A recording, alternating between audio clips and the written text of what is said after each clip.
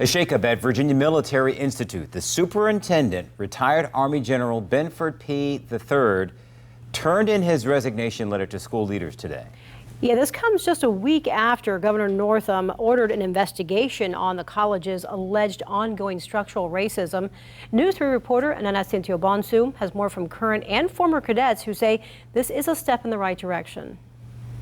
But now's the time. Everyone's speaking up. Speaking up is something Caleb Tucker wasn't able to do when he attended Virginia Military Institute.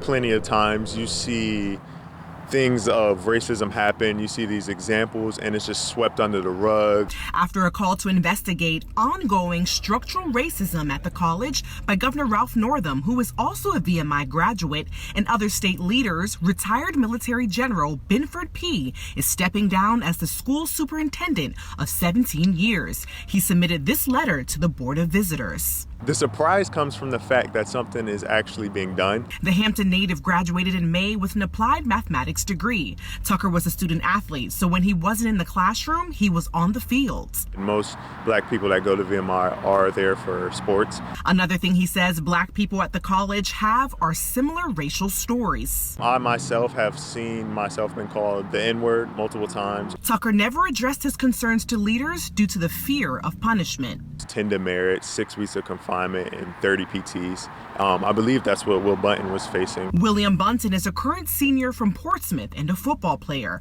who was punished for refusing to attend Vice President Mike Pence's visit to the school back in September. There's a lot worse things that can happen than just, getting, some confinement or some demerits. There's people who fought long before me who died, who given their lives and went to jail. He says he will not be silenced and will continue to use his voice to fight for equity on campus, not just for African Americans, but for women as well. If I were to be fighting only for black lives or black rights, then I would be the same type of person I'd be fighting against if I were a different race. He says what he would like to see next is the removal of statues and names of buildings with Confederate ties. Some people call it history.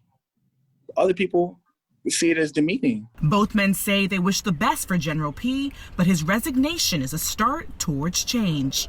It has the possibility to be a domino effect. In Hampton, Anastasia Bonsu, News 3.